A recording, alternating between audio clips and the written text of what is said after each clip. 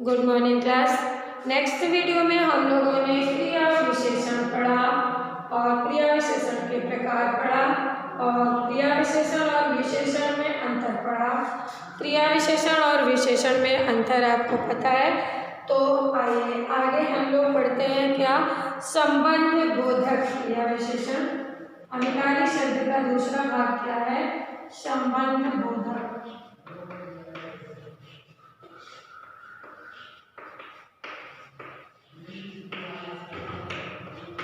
संबंध बोधक संज्ञा या सर्वनाम शब्दों के साथ आकर वाक्य के अन्य शब्दों से उनका संबंध स्पष्ट करने वाले शब्द। संज्ञा या सर्वनाम शब्दों के साथ आकर वाक्य के अन्य शब्दों से उनका संबंध स्पष्ट करने वाले शब्द संबंध बोधक कहलाते हैं। जैसे इनके कितने भेद हैं, निम्नलिखित भेद हैं। जैसे दिशावाचक, उदाहरण के चारों ओर, इधर उधर, के समीप, के सामने, के आगे, के पीछे, के ओर, यानी के लगा होगा साथ में, तो ये संबंध बोधक है। साधनवाचक, के सहारे, के द्वारा, के बलबूते, के खातिर। स्थानवाचक, के भीतर, के निकट, के पास, के बाहर, के नीचे। और तुलनावाचक, के जैसा, की तरह, की अपेक्षा आदि। विरोधवाचक, के खिलाफ, के प्रतिकूल, के विपरीत, यानी कि इनके भाग हैं। ये संबंध बोधक के भेद हैं। दिशावाचक, साधनवाचक, स्थानवाचक, तुलनावाचक, विरोधवाचक, कालवाचक, यानी समय का बोध होगा, के बाद, के पश्चात, के पूर्व, के पहले, के उपरांत। समतावाचक, के समान, के तुल्य, के बराबर, के अनुसार, की तरह आदि, की भांति भांति।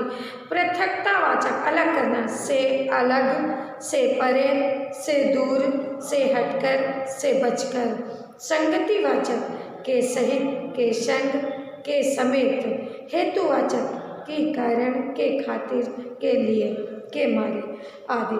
संबंधवाचक के भेद हैं, यानी कि इनके साथ में के या से जरूर लगा होगा, से सिर्फ पृथकवाचक में लगा हुआ है, और उस क्योंकि ये से जो है संबोधन का उसके संप्रदान कारक की क्रिया है, तो इसलिए इसमें से लगा हुआ। अपृथक की मीनिंग ही अलग है, संप्रदान में अलग करने के लिए ही होता है। तो इस तरह से ये से केवल पृथक वाचक में लगा है, बाकी सब में के लगा हुआ है साथ में। इस तरह से ये संबंध बोधक के भेद हो गए। संबंध बोधक और क्रिया विशेषण में अंतर देखिए, कुछ अव्यय जैसे धीरे धीरे, नीचे, ऊपर, पहले आदि शब्द संबंध बोधक भी होते हैं और क्रिया विशेषण भी होते हैं। ऐसे शब्दों का प्रयोग जब हम संज्ञा या सर्वनाम के साथ होता है तब ये संबंध बोधक होते हैं। जब इनका प्रयोग क्रिया की विशेषता बताने के लिए किया जाता है तो ये क्रिया विशेषण होते हैं। संज्ञा या सर्वनाम का जब संबंध बताते हैं तो संबंध बोधक होते हैं, और जब क्रिया की विशेषता बताते हैं तो वहाँ पर ये क्रिया विशेषण होते हैं। संबंध बोधक संज्ञा सर्वनाम शब्दों के साथ आते हैं, परंतु क्रिया विशेषण क्रिया से पहले आते हैं। जैसे चाबी मेज के ऊपर है, संबंध बोधक है। जाने से पहले खाना खाओ, संबंध बोधक। बंदर ऊपर चढ़ा, ये क्रिया से पहले आया तो ये क्रिया विशेषण हो गया। और पहले यह काम करो, ये भी क्रिया विशेषण हो गया। ठीक है, तो ये क्रिया की विशेषता बता रहे हैं। सांप और नेवला जन्मजात शत्रु माने जाते हैं। देखिए आगे हम लोग पढ़ते हैं समुच्चय बोधक। तीसरा है हमारा क्या, समुच्चय बोधक।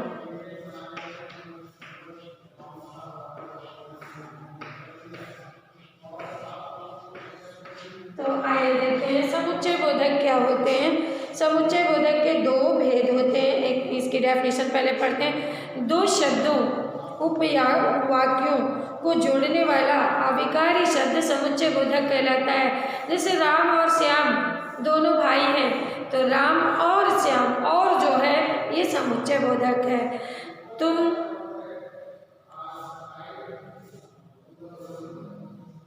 नेक्स्ट है आपका समुच्चय बोधक के भेद दो है, समानाधिकरण समुच्चय बोधक और व्याधिकरण समुच्चय बोधक। इसके दो भेद होते हैं। एक तो होता है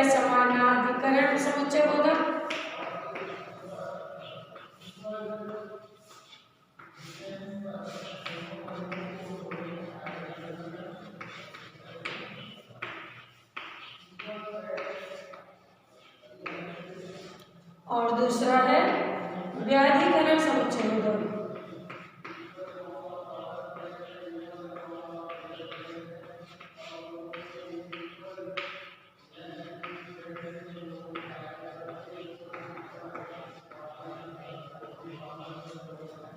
आइए देखते हैं समानाधिकरण समुच्चय बोधक क्या होते हैं और व्याधिकरण समुच्चय बोधक क्या होते हैं। वे शब्द व विकारी शब्द जो दो समान शब्दों वाक्यों और वाक्यों को आपस में मिलाते हैं, वो अविकारी शब्द जो समान शब्दों वाक्यों उपवाक्यों को आपस में मिलाते हैं समानाधिकरण कहलाते हैं।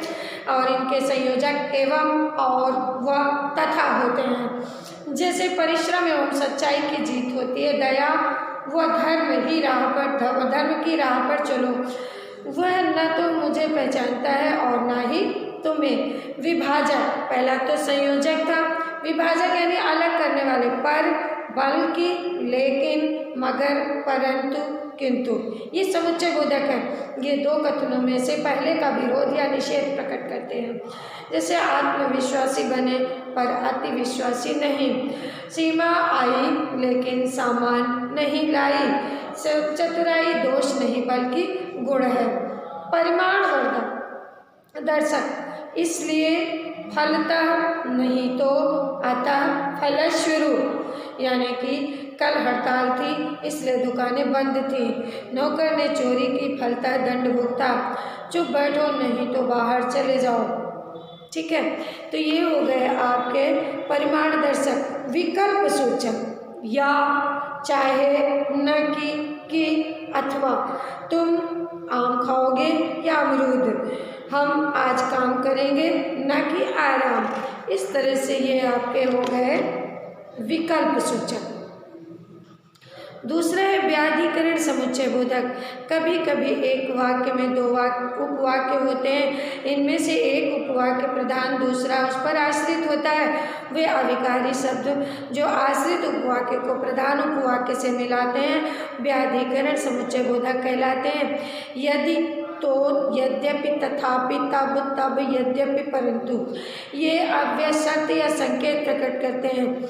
यदि सब्जी वाला आता तो मैं धनिया लेती, यद्यपि विद्यालय खुला तथापि पढ़ाई नहीं हुई, जब सूरज निकला तब कमल खिलेगा।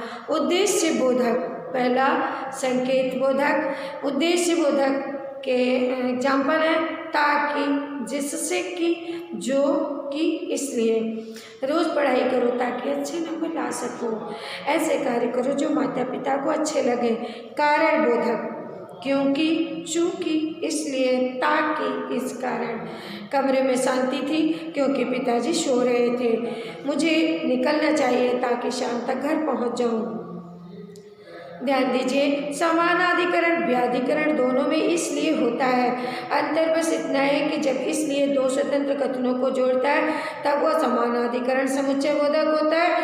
जब उससे जुड़ने वाला एक प्रधान उपवाक्य हो, दूसरा आश्रित उपवाक्य हो, तब व्याधिकरण समुच्चय बोधक बन जाता है।